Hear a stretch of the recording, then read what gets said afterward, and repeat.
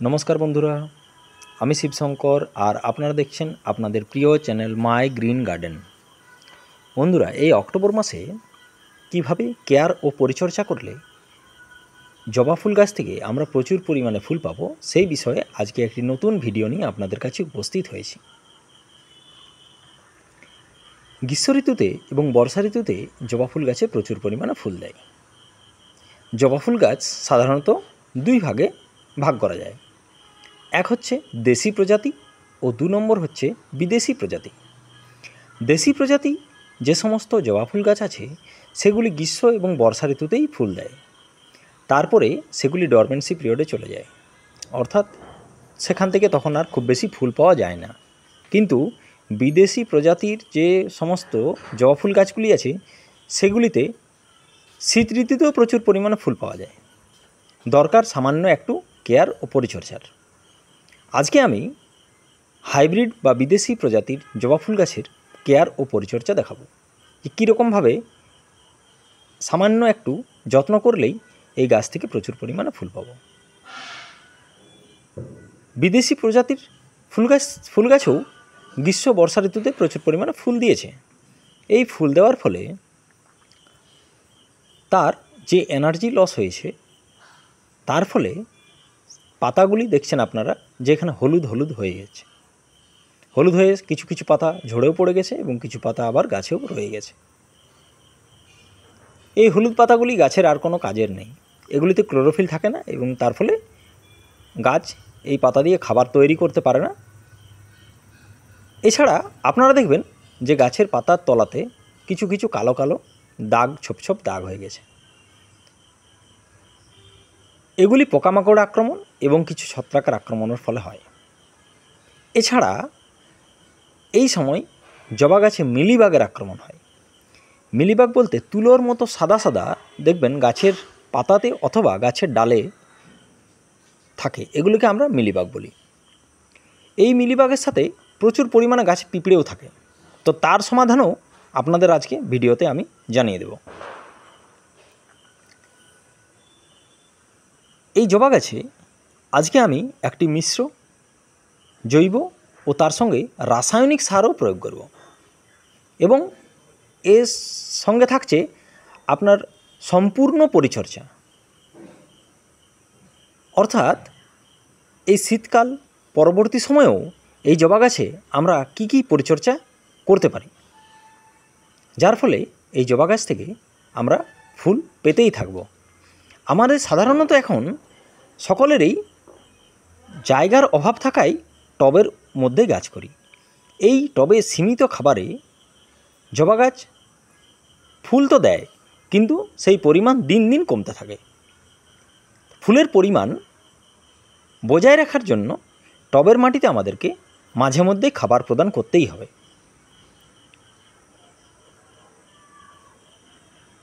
এই সময় আমরা ভার্মিকম্পোস্ট, পটাশ সার, অ্যাপসম সল্ট বা ম্যাগনেসিয়াম সালফেট এই সমস্ত সার আমরা মিশিয়ে দিতে পারি। এছাড়া কিছুদিন অন্তর অন্তর সরিষার খোল ভেজানো জল পাতলা করে গাছের মাটিতে দেওয়া যেতে পারে। এই সমস্ত সারগুলি মাটিতে দেওয়ার ফলে মাটির উর্বরতা বৃদ্ধি পাবে এবং এতে প্রচুর পরিমাণে ফুল আসবে। তো যাক, কাজটি শুরু করা যাক। প্রথমে গাছের গোড়ার মাটিটি ভালোভাবে পরিষ্কার করে নিতে হবে। যে সমস্ত ময়লা আবর্জনা আছে বা পাতা, পচা পাতা আছে, সেগুলিকে তুলে ফেলে দিতে হবে মাটির থেকে। তারপর মাটিটি সামান্য খুঁড়ে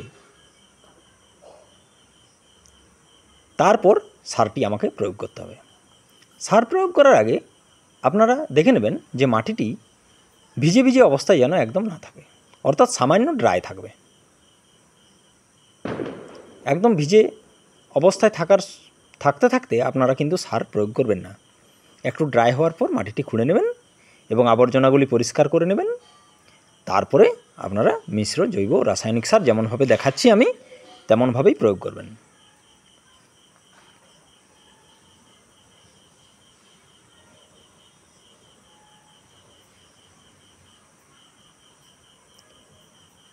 ধারে ধারে খুঁড়বেন যাতে করে শিকড় ড্যামেজ না হয়। শিকড় যদি ড্যামেজ হয়ে যায় তাহলে কিন্তু গাছের সামান্য ক্ষতি হয়।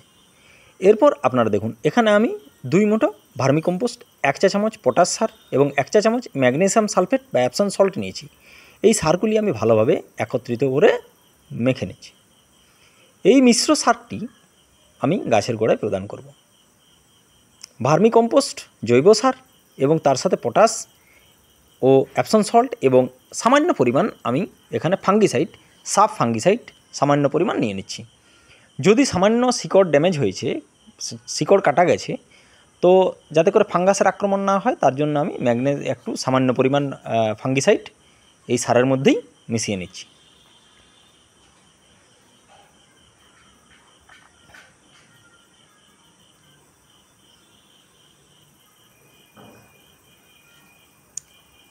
এই মিশ্র সারটি আপনারা ভালোভাবে গাছের চারিদিকে টবের কিনারা বরাবর দিয়ে দেবেন।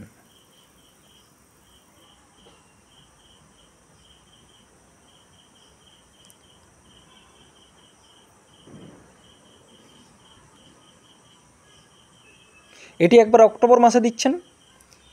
এবারে নভেম্বর মাস অর্থাৎ ঠিক 1 মাস পর, যদি আপনি অক্টোবর মাসের 20 তারিখে দেন তাহলে কিন্তু নভেম্বর মাসের 20 তারিখ বা 21 তারিখ এরকম সময় আপনারা দেবেন। অর্থাৎ ঠিক 1 মাসের ব্যবধানে আরেকবার আপনারা এই সার প্রয়োগ করবেন।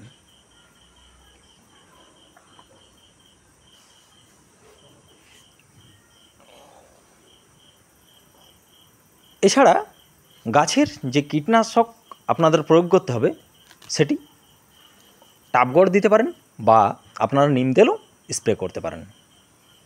এছাড়া আপনারা একটি পিজিআর স্প্রে করবেন। পিজিআর অর্থাৎ প্ল্যান্ট গ্রোথ রেগুলেটর। এটি দিলে গাছের বৃদ্ধি ত্বরান্বিত হয়, গাছ তাড়াতাড়ি বড় হয় এবং ফুলের পরিমাণ বাড়ে। এগুলি কিভাবে দেবেন? এগুলি 1 লিটার জলে 30 ফোঁটা গুলে ভালোভাবে স্প্রে করবেন। এছাড়া যে সাব ফাঙ্গিসাইড আছে, এই ফাঙ্গিসাইডও আপনারা একবার গাছে স্প্রে করে দেবেন। এরপর বলি এগুলি আপনারা কেমনভাবে করবেন। এগুলি আপনারা 10 দিন অন্তর অন্তর করবেন। অর্থাৎ প্রথম দিন আপনি ফাঙ্গিসাইড দিলেন, দ্বিতীয় 10 দিনের মাথায় আপনারা একটি কীটনাশক প্রয়োগ করলেন এবং তারপরে 10 দিনের মাথায় আপনারা একটা মিরাকুলান বা পিজিআর স্প্রে করলেন। এরপর গাছের গোড়াতে ভালোভাবে জল দিয়ে দেবেন। সারটি দেওয়া শেষ হয়ে গেলে এবং সম্পূর্ণ কাজ আমার শেষ হয়ে গেলে গাছের গোড়াতে ভালোভাবে আপনারা জল দিয়ে দেবেন। তার ফলে আপনারা গাছে প্রচুর পরিমাণে ফুল পাবেন।